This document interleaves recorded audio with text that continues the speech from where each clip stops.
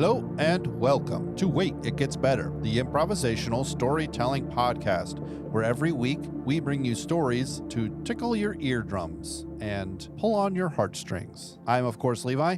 I'm Reed. And I'm Seth. And we are here to tell you a story. Fresh story, fresh week, guys. How's it feeling? I've actually been thinking about my story element a lot, which is Pantheon, the gods of this new world, and I feel great about it.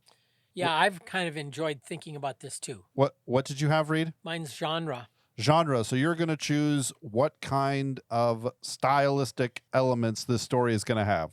Yes. Seth, how about you? What do you have? I had magic system. Magic system. So you are going to determine and be the ultimate judge on how the guys mix up potions of strength, or if there is even such a thing as potions of strength.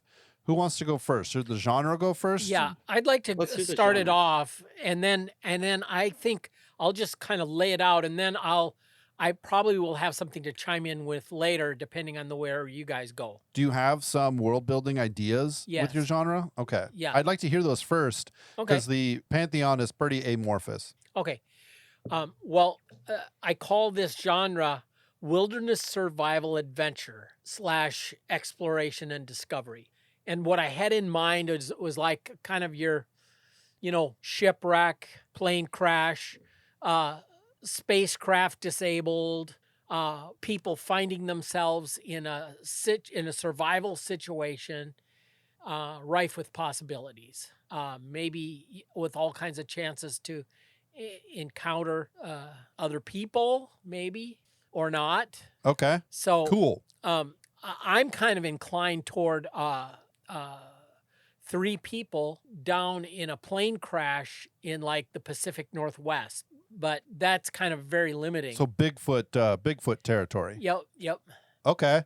So we're going to go with a real world story then. This is happening in America in the year, 1980? Yeah, I was thinking maybe more, Life before satellites and stuff. British Columbia, more wilderness.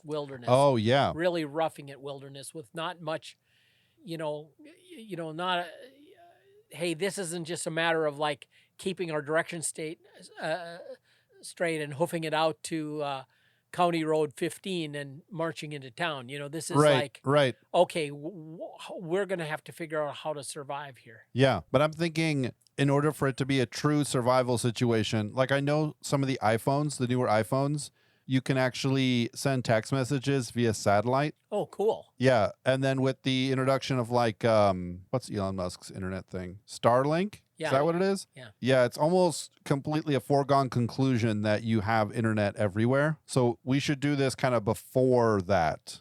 Yeah, that's a good idea. Okay, cool. So we have a group of 3 people. I think that it should be, from a group of 3 people, I think that it should be the pilot is kind of a survivalist guy, right? And he's taking these people on what was supposed to be a 3-hour tour. No, he was supposed to be taking them. They're like rich millionaires. Not like your normal average everyday millionaire, but like a rich millionaire. Yeah.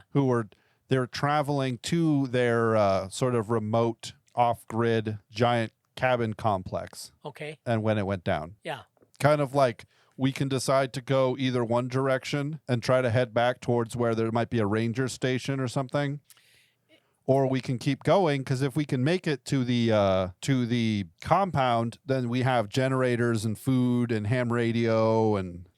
Well, and there I want to throw in another curve that they were on this trip and they're going over this kind of just trackless wasteland in western, northwestern Canada, and the pilot, like wanting to be accommodating, say, hey, there's a really cool thing over here we ought to go and see, and it's really just not a few minutes out of our way, but the point is this completely unscheduled detour will take them out of the track of anybody like trying to search for them, and it also deviates from their flight plan. Exactly. So when people go to look for them, they'll be looking in the wrong place. Yeah, that's what I was thinking. I like that. Yeah, and then they're conscious of this too, so then they're realizing, okay, well, what does anybody know anything about this? What, should we try to hoof it out, or should we try to figure out just stay put and survive and put out markers so that people can find us, or Right. Cool. This makes Anyway. me think of The Edge. Oh with, yeah, Anthony yeah. Hopkins Oh now, and, yeah. Alec Baldwin. Right. I don't know what that is. It's a thriller adventure. It's a thriller wilderness survival adventure movie. I'm Does it- It's like sorry. exactly what has just been described. Is Oh. it 3 people? Yes. Yes, actually. Oh my gosh, Reed. You didn't have Fiction by Another Name. Oh, Don't worry, I haven't seen it. I won't be able to do any side pieces. I won't be able to include that in any of my story writing. Cool. It's a great movie. So if you are interested in this genre and you kind of like what we're doing, but think that, maybe some professionals did something, Better. that's actually out there, go watch that. Obviously, I think it's definitely not PG. It's rated R. Just looking it up. Yeah. So, Yeah. but as far as a like survival adventure thriller thing, it's a pretty good one. So hopefully we can steer clear of being like that. But yeah. I'm kind of excited. I kind of like that. But Cool. Well, Seth, you have Okay. an interesting thing to sort of dice this up. yeah, so I kind of thought of this like immediately after we were done recording the last one. I thought, oh wow, this would be a cool one. Although thinking about it over the week, I think I've used or someone has used this idea Right. at some other time. But I think for what we're setting up, I think it would work well, especially well to steer it away from being like the edge. But the magic system is kind of like just a straight up like sacrificial system, right? Like Okay. killing an ant. Like if you like, I had in mind like a whole different genre, but that's fine. I was thinking a bit larger scale, but this I think it'll work. Because I think if it plays into here, one of these people maybe we might be getting into some like horror side of this. But no, so it's like sacrificing something, and it gives like kind of the immediate response to something. And the Yeah. larger the sacrifice, the more, right? So in the survival situation, you could kind of see like one of these people, and we're talking, the rich elites going to their secret cabin. Maybe they're Right. not all in on it, but maybe one of Right. them is kind of, being visited by something. I don't know what the Pantheon might be, right? And it's like, oh, well, I'll help you find water, but you gotta, kill a squirrel and like, whatever, like gut it out and like, I don't whatever, and like pin it up on a Right. tree. And, Right. and so then and it starts with like something little, like, as you're looking for water, kill like six bugs, right? And then, I'll lead you guys over to water, right? Something maybe that's communicating with them or something that he's satiating, right? And it starts out small, like what's an ant? What's, a couple mosquitoes, right? That you're slapping mosquitoes up in that thing all the time, right? Well, then it's Right. like that, almost like that never being satisfied with that little bit, you could get cleaner water if so I can see this leading into where like it's going to try to get someone to like kill one of the other people. Oh, and worse yet, like you'll have the three like, listen, we've got to like to get any traction here, we're going to have to make the supreme sacrifice and like, off this other guy.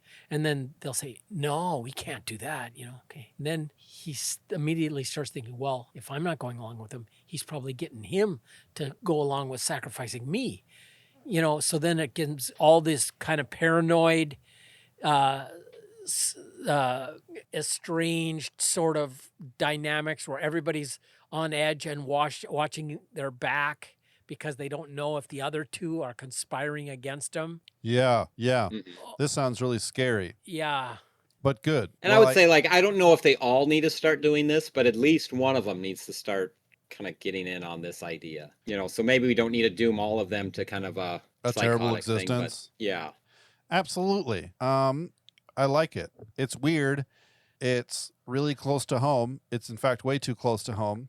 My element is going to make this whole thing very interesting and weird.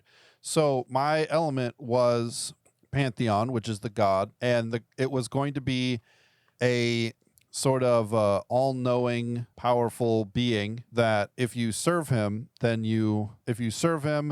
and you are devoted to him, then when you die, you go to him, right? And so there are a lot of other gods, little g, that have kind of cropped up that have been able to sort of carve out space for themselves outside, not outside of time necessarily, or maybe.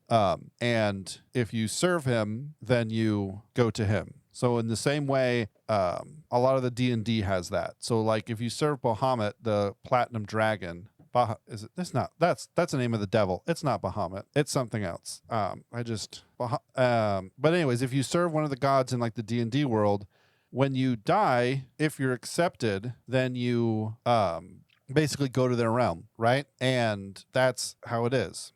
Now, the really crazy thing is that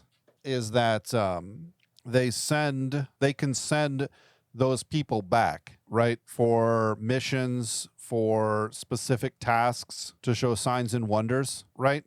And since we've decided to put this in the Pacific Northwest of America, I think it's only good. I think it's only right and true and just that we make the Pantheon, in fact, our Heavenly Father, and the people that he sends back are, in fact, saints. And there's a saint that is sent back to help this group, and there are forces of evil that are sent against this group. I don't know how to not step into heresy, but you know what I mean? Like I don't really want to put another God in the world. That's kind of like the world that I live in, and say that this is a good God. So I'm kind of changing my thing on the fly, is that there's not a bunch of gods. There's one God and a bunch of evil forces that are sort of pitted against him. And part of my thought process is that this lodge, basically the crux of the issue is that there is a center of creation, right? There is a place somewhere up here in the Pacific Northwest that has a bit of the Garden of Eden in it, right? Now, we know that the Garden of Eden was removed, but, you know, we're making a fiction story, so here we are. But maybe this is a rock that God stood on to walk with Adam in the cool of the day that has somehow made its way through the turmoil of the flood and everything here, and it kind of exudes creation power because, I don't know, because that's how it was made. And maybe the lodge is seeking to sort of undermine, or, you know, the rich cabals or the Satanists or whatever are seeking to kind of use this power that's up here for some nefarious reason, or to at least corrupt it. And that's what this conflict is about. I don't know. I'm kind of in the weeds here. What do you guys think? Is this a terrible idea? Should I take a second and come up with a totally new idea? I think it would work. I think to make some of that work, I think we need more people to begin with in the crash. Almost making it like, are you familiar with like the, there was like an old, it's like Clue, right? I think they did, like there's the game. I think there was the old movie, but then even that was based on like an older story of like, and then there was none. Right. Right? Where then it's like, in that story, you have, you know, all these people are invited to this kind of resort. Not that they have to get at the resort if this is a survival thing.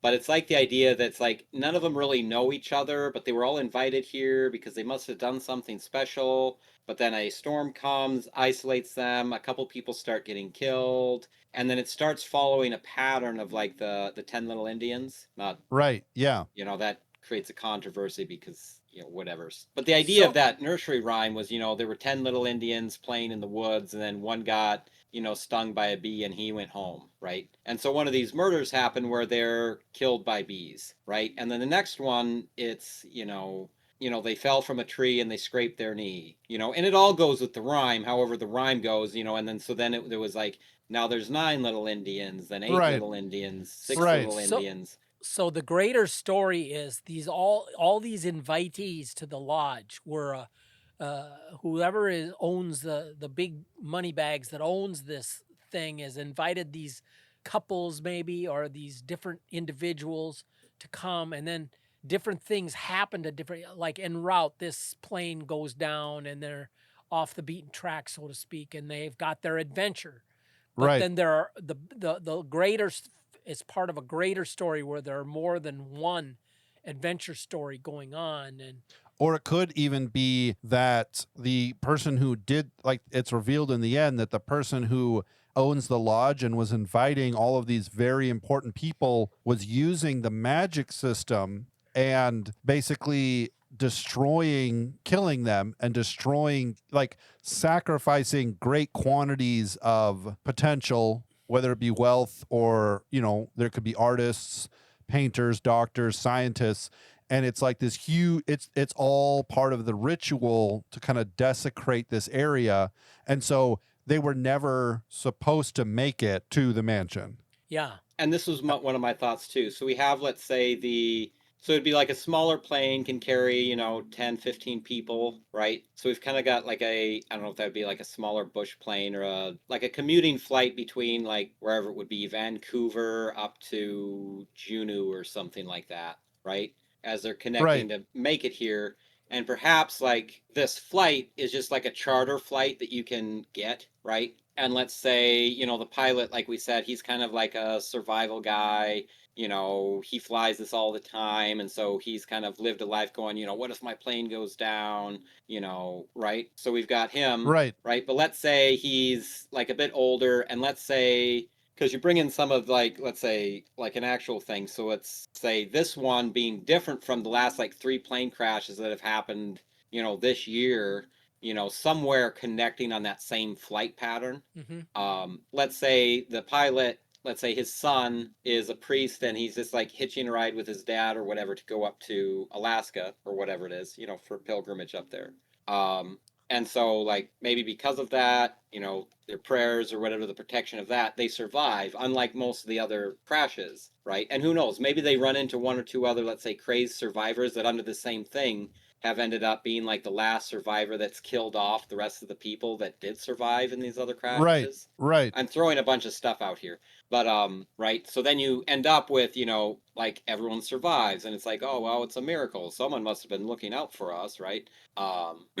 Right. But then now they're in the wilderness. Now they're trying to get out. But then because of that, then that kind of evil starts cropping and it's like, oh, they all survived, so then it starts getting the one person to start kind of, oh, you guys could find water if you just listen to me, listen to this voice, I can help you find this and, get that and get an extra, right?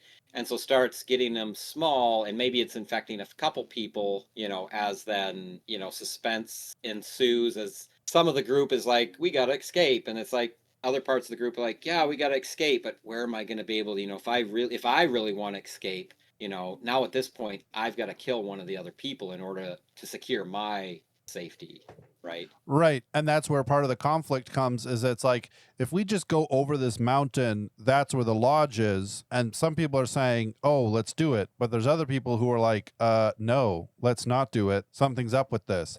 And so it creates this kind of this turmoil because everyone understands that the best way to stay alive is to stay together, but it's kind of mixed feelings. So I kind of Reed, can we amend your genre a little bit and say that it's not 3 people, but it's 3 groups of people? Well, yeah, sure. Absolutely. Right. So you have the airplane staff, right, which is the pilot, his co-pilot, a single stewardess, and the pilot's son, right? And then you have kind of the very important people, the people who are invited to the mansion, right? And there could be 3 or 5 of them and their entourage, So they have a couple of not handlers, but a couple of just a guy to carry their baggage, a guy to, make sure that the towel is warm when they get into the hotel room. Rich people have these kind of people, right? Just like secretaries, people that like hold their phone for them, wipe their butt, stuff like that, Okay. I imagine that do rich people not have this? I think they do. Yeah. I think they do. Julie, do the thing. Yeah, and then the third group is actually just a few of them, like 3 of them, and they are the emissaries / people who are employed by the mansion's parishioner, the mansion's owner, right? And they are in on it, right? It's their job to make sure that everything goes the way it should go, right? And Right. this whole cult or whatever thing, they've given up. The nihilism has fully encapsulated their hearts. They have given up on the idea that there is anything more, and so therefore to die in service of nothing, not nothing little n, nothing capital N, like nihilist nothing is like a worthy cause. Wow. Right? Yeah, okay. And so that offers this dynamic that the millionaires, the sacrifices, are totally unaware and totally willing to do anything in order to survive, right? And then you have this other influence of these cultists who are like, oh shoot, we messed up. We were supposed to die right now. That's part of the ritual. We need to kind of like get it to happen, because if they decide to go back to the town, then it's like on us, you know? Okay. And we didn't die, so now we have to care. And then you have the pilot and co-pilot and stewardess and the pilot's son, who are all about just survival. So you have these two groups, and they want one group of them want to go back to town. That's the pilot and his group. And then you have the other group who there's more of them, but they don't know what they're doing, but they're being influenced by these cultists to continue on and just like put themselves into danger more and more and more and more, right? Yeah. What do you guys think about that as a setup? Yeah. I Great. think that works. For the setup of that, there needs to be more than just 3 people. But Right. I think it... Unfortunately, what that kind of means is that there needs to be people are gonna have to die along the way. You know, that's why you have red shirts. Yeah. You know.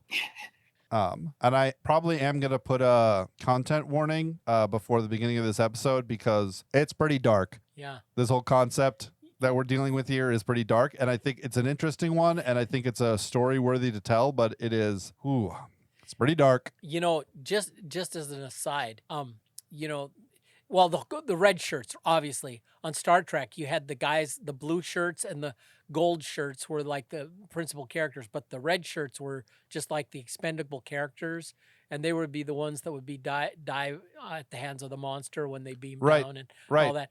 Well, back, I think it might have been 1962, there was a short-lived TV series called something to do with not Fantastic Boy. Anyway, the basic story is they had the thing called the Seaview, which is the super most modern, up-to-date nuclear submarine, and it had like like a transparent front, Right? You know, so that you could see like the ocean creatures and going by and stuff. And then they had a hatch like in the bottom where a mini sub could drop out, but was like a flying saucer. So it would launch from under the ocean, but then would explode out and fly around. It was really cool. And they had the admiral, they had the captain of the Seaview, you know, so it was like the ship captain, but then they had the admiral, who was like the big brass that is like cluttering up all the decision-making process and making it really hard for the captain to be the captain, but, you know, and the tension between them. And then you had the admiral's daughter, which I think was played by Jeannie. What was her name? The actress. Anyway, this was when she was like really young. And then, but they had Seaman Johnson. Like Seaman Johnson died every show, and they just kept using Seaman Johnson over and over. It's like, Admiral, the monster just broke out in Corridor C. Hey, Johnson, go check out Corridor C. Admiral, the reactor room's about to blow. Hey, Johnson, go check out the reactor room. You know, I mean, Steven Johnson it was toast. It became a joke. I was 10, and it was just a total joke. It was wonderful. Anyway, that was predated the whole red shirt. That's phenomenon. great. That's probably where they got it from. Yeah. It's kind of a joke now. I don't know if they meant for it to be a joke, or maybe they did, if that was a thing. If they meant for it to be a joke when they did it, but it kind of makes sense. Like, I'm watching The Walking Dead, right, which is about the zombie apocalypse, and you can kind of tell which characters you're like, okay, oh, you're a new character. You get a little bit of his backstory, a little bit of his heartstrings. He's going to die in an episode or two. Just enough to make you get connected to him, and then he'll, die in order to pull on them heartstrings. But that's not the kind of story I'm thinking of. What I'm thinking of is instead is kind of like this terrible... I mean, it's kind of more of a drama, right? More than an action necessarily. It's like how the people feel and how they deal with situations is much more important whether or not they can make a fire. Yeah. Even though making a fire will be like a big element to it, Do you think we've kind of gone in over our heads with a story of this kind of dark nature? I keep thinking about, I keep thinking about the Oath. Have you guys read The Oath? Yeah, was that a Peretti novel? I think it was. Yeah, I've read that. Oh man, yes, I Maybe. remember that was really a dark story. Yeah, it was an ancient evil, a long forgotten oath. Like Yeah, it was a crazy book, and I read it way too young. yeah, I've got that on my shelf It's above yeah, my bed. I think it's what I liked it so much that it kind of like is one of the reasons why I like Stephen King now. It kind of captured your King-esque. imagination. Yeah, King-esque in its way that it kind of reveals a lot, but doesn't really reveal anything at all. Makes me think a little of Lovecraft. A little of Lovecraft, yeah. So, anyways, anybody else have any interesting? We this has basically all been kind of storyboarding. I like it. We're sort of talking how the story's going to go. We have a pretty clear picture, I think. Yeah, Part of my thought is that the co-pilot. So, have you guys both seen Lost? I've seen a few episodes A of few Lost. Okay. episodes a long time ago, but One Not thing I liked its about it is entirety. that one of the first things Lost is a story about people at an airplane crash on an island. Yeah, And they go and they find the front section of the plane, right? And they find the pilot or the co-pilot, and it's like up in a tree, the front section, and they go and talk to him, and he kind of gives them like a little bit of a lore dump before he just dies, yeah, right? Like, oh, we were on, basically lets them know how grave the situation is. right. That's kind of what I'm thinking, is that they're going, and maybe it jump cuts straight to after the crash, and then they are kind of deciding on what to do, but the co-pilot has like out or trapped underneath something, or they can't leave until whatever happens to him. Yeah, And then he kind of wakes up briefly and kind of gives them this lore dump, like, we're so far off course, we have no idea where we are, something strange was happening, just kind of setting up a lot of expectations for the stakes and a little bit of the like what it's going to look like. And then he dies, and then that is kind of like the kickoff moment where it's like, okay, now we can leave because we were sort of waiting around, and our Yeah. transponder isn't working for some reason, and just a bunch of things. And then that's kind of the kickoff moment where they're like, now we're going to go somewhere, now we're going to do something. What do you guys think about that? that sounds good. I Yeah. can work on that with that. Yeah, Great. Should we call it here and come back next week? sounds good. yeah, I think that sounds good. Excellent, excellent, excellent. Ladies and gentlemen, thank you so much for joining us for this episode of Wait, It Gets Better. If you have any questions or concerns about this story, I totally understand, and I'd be happy to hear them. Email me at waititgetsbettercast@gmail.com. If you would like us to not do this story and switch to something else more lighthearted, I would be very thankful for that, because this seems really scary, but I'm happy to go into it. Just email me or at me on Twitter at @getsbettercast. I'm going to draw our story elements for next week now, and then we will say goodbye. Let's see here. Reed, you pick a number between 1 and 12. 12. All right. I have fighting style. Seth, pick a number between 1 and 11. 8. 1, 2, 3, 4, 5, 6. Wise old woman, Reed. Okay. Seth, you have anti-hero. Sound good? Okay, Sounds great. good. Thanks, everybody. We will see you all next week for the next episode. Bye.